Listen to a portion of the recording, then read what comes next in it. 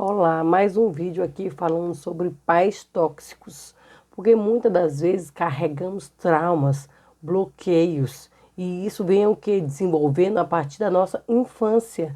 Muitas das vezes os pais nem sabem que estão fazendo isso com o filho, e muitas das vezes os pais viveram isso. Então eles colocam em prática tudo aquilo que eles aprenderam com seus pais. Quando os filhos nascem, a ideia que os pais que a gente tem, no modo geral, é que o amor para os filhos nasce naturalmente, é como se fosse uma forma instantânea, né? Que a criança nasceu ali e o teu amor fica incondicional. Só que muitas das vezes tem pais que não percebem o quanto são tóxicos para os seus filhos. E muitas das vezes são pais que carregam dependência emocional. Como eles foram tratados na infância, eles carregam consigo até na fase adulta. E muitas das vezes as suas realizações não acontecem justamente por causa desses bloqueios, desses traumas que os pais acometeram conosco. Muitas das vezes do que a gente passa na nossa infância, a gente transmite para o nosso filho na fase adulta. E muitas das vezes o que a gente costuma dizer? Que a gente apanhou e não morreu por isso. Ou não desviou o caminho, a rota, você não foi um marginal, por exemplo, ou virou um criminoso pelo que você passou na sua infância. Só que você tem que perceber que alguns obstáculos na sua vida podem até hoje estar contigo justamente por causa do desenvolvimento que você teve quando criança. Muitas das vezes o seu pai passou insegurança para você e hoje você é uma pessoa tímida, uma pessoa isolada, uma pessoa até que ainda vive com os pais, porque você não tem segurança de se estabelecer ou você tem medo de conquistar. Porque você teme que você é inútil, que você não vai conseguir, justamente porque você ouviu isso quando era criança. E quando você não ressignifica essas histórias da sua vida, elas vão acompanhar para a vida inteira. Às vezes a pessoa diz assim, vai muito da pessoa, cada pessoa age de uma maneira diferente. E é exatamente, só que você quer transmitir para o seu filho para que ele tenha traumas e bloqueios e demore a desenvolver suas habilidades, demore a conhecer qual é o seu ponto fraco, o seu ponto forte. Então, quando a gente acaba jogando, despejando as nossas frustrações em nossas crianças, é isso que acontece. Você acha assim, qual criança desenvolveria de forma melhor? Aquela que é positiva, que tem a segurança dos pais, que tem a motivação dos pais, ou aquela outra criança que vive sendo ignorada, rejeitada, que ela tem insegurança, ou que os pais falam que ela não serve de nada, ou que ela não tem habilidade para nada, que ela é um inútil. Qual você acha que se conseguiria estabelecer rapidamente no mercado de trabalho, por exemplo?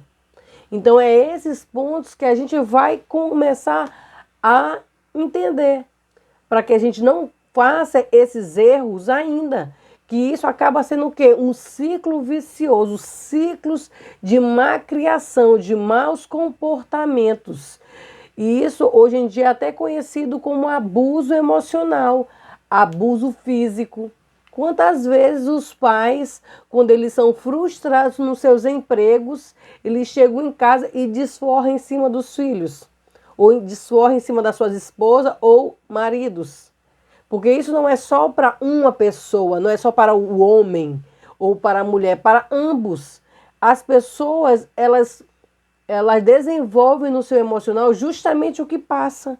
Então, elas têm um ponto de vista diferente em determinado tipo de situação. Por isso que muitas das vezes a gente fala que uma pessoa fez uma tempestade no copo d'água, mas a gente não sabe o que desencadeou aquela situação. Então a gente tem esse tipo de comportamento que a gente julga as pessoas. Às vezes o erro que você está apontando no outro está em ti, só que tu não observa, ou se você observa, você não aceita. Você acha que contigo não pode, que você é bom, que você é o melhor, porque muitas das vezes a gente pode desenvolver o narcisismo. E o que o narcisismo é? Ele se consome, ele se torna mais feliz quando vê outra pessoa triste e desmotivada. E o que eles fazem? Eles fazem mais isso. É como se, de uma certa forma, eles estivessem massacrando a ferida do outro, justamente para o outro sofrer. E muitas das vezes a gente vê relacionamentos abusivos por isso. Porque um é narcisista e o outro é dependente emocional. Ele quer satisfazer o narcisista e o narcisista o que que faz? Massacra o outro. E o outro se faz de coitado para que seja aceito pelo narcisista. Então fica naquela situação até que as pessoas falam que as pessoas gostam de ser maltratadas. Não é uma questão de gostar, porque ninguém gosta de sofrer, mas é uma situação que um acaba alimentando o outro, a sensação do outro, porque o narcisista o que, que ele quer? Ele quer te ver ruim, quer te ver para baixo, quer te ver sofrendo. E o que o dependente emocional quer? Ele quer ser visto, quer ser aceito, quer ser reconhecido. Então, o que, que ele faz? Ele acaba sendo submisso ao próprio narcisista. Então, quando a gente vê esses detalhes nas relações adultas, a gente vê que esse tipo de pessoa teve algumas ocorrências na infância que desagradou e que ele ainda alimenta até hoje. Então, por isso, precisamos observar esses pontos para que a gente não possa alimentar esse ciclo vicioso, esse ciclo ruim. Uma das situações do relacionamento abusivo é quando os pais zombam da aparência dos filhos. Às vezes o que os pais fazem? Ah, tu é muito magro, tu não engorda. Até dão medicação para a criança engordar. Sendo que cada pessoa tem o seu metabolismo.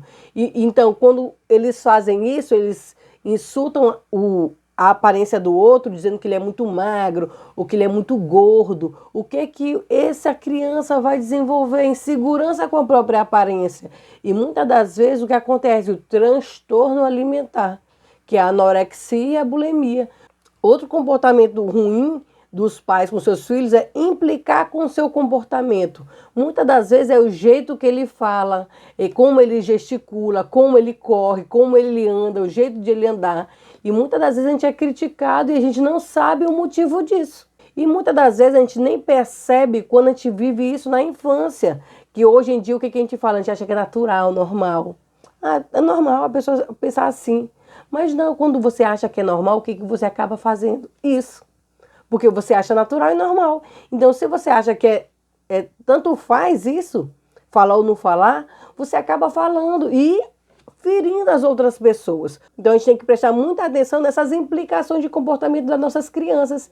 Que a gente fala o quê? Ah, ela tá com um tique nervoso, toda hora ela joga o cabelo para trás. Ou então ela anda pisando com o calcanhar, ou ela anda pisando na ponta do pé. E esse tipo de andar tem até outro tipo de estudo que falam sobre o temperamento, mas isso é para outro vídeo, tá certo? Então, outra situação que os pais tóxicos acabam despejando nos seus filhos é a rejeição aberta. Quando eles têm essa rejeição, são palavras de abuso que são dolorosas, que eles acabam dizendo o quê? Essa rejeição aberta, ela mostra o quê? Que a pessoa não é satisfeita com o seu filho. Ah, eu não queria ter você, não queria que você tivesse nascido.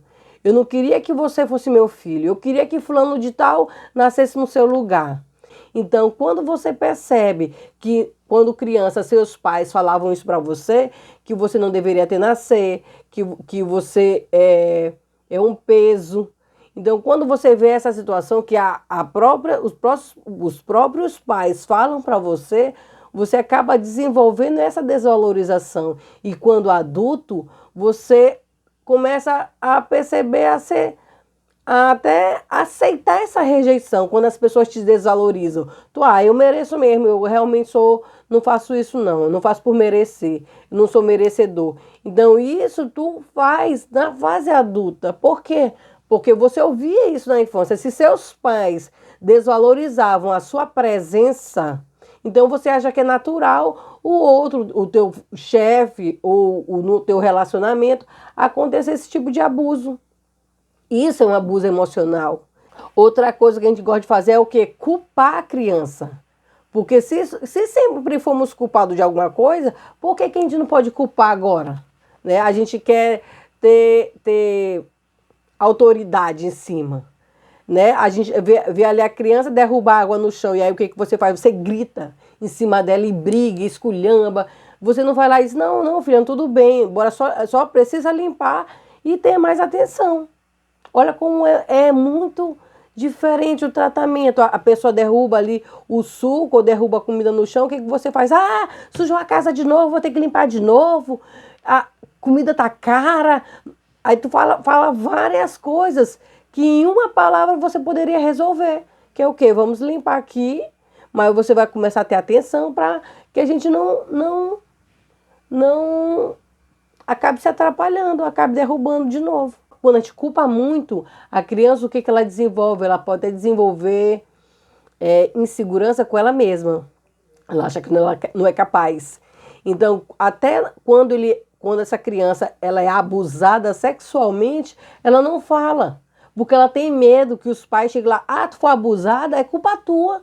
É culpa tua. Eu disse para te não fazer isso, eu disse para te não ir para ali, eu disse para te sentar com as pernas cruzadas. Então, o adulto, ele é inseguro, né? Porque quando tu traz essa situação, tu não tem segurança de si, tu não tem um equilíbrio emocional, tu tem feridas abertas ali que precisa ser ressignificada. Então, quando você não tem entendimento, você fala isso, você culpa a criança. E quando ela sabe que ela vai ser culpada, o que que acontece? Ela não fala que está sendo abusada. Outra situação tóxica é a comparação degradante. Quantos pais ficam comparando seus filhos com outros? Às vezes até um atleta. Olha, aquele atleta que é medalha de ouro, tem a tua idade. Por que que tu não é assim? Por que que tu não faz isso?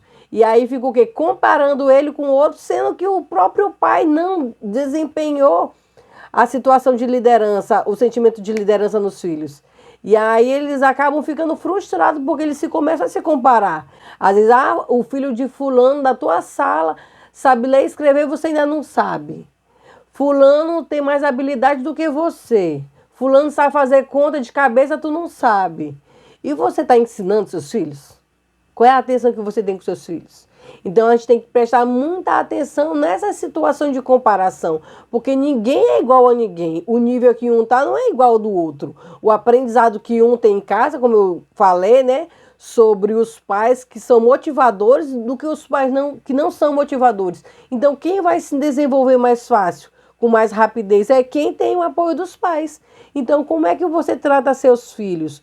Outra situação é o medo do abandono. Quantas vezes os pais levam seus filhos no supermercado e aí falam, ó, se tu não ficar bem aqui do meu lado, eu te deixo. Aí o que que tu faz? Quando teu filho se distrai, ele olha nos biscoitos, por exemplo, tu pega, sai correndo e se esconde. Para quê? Para fazer com que a criança tenha medo do abandono. E aí tu acha que é uma brincadeira. Por quê? Porque você acha normal. O que tu acha normal, tu faz, tu pratica. Então, quando você acaba fazendo isso com o seu filho, você o quê? Está instigando ele a ter medo. Você não dá segurança para ele. Ou então, quando ele está muito ativo em casa, brincalhão, correndo, pulando, mostrando a sua saúde, o seu bem-estar, a sua felicidade, aí você pensa o quê? Ah, tá me dando muito trabalho. Eu vou sair de casa porque está me dando muito trabalho. Então, o que que a criança vai entender? Que quando ela está feliz, ela te deixa triste.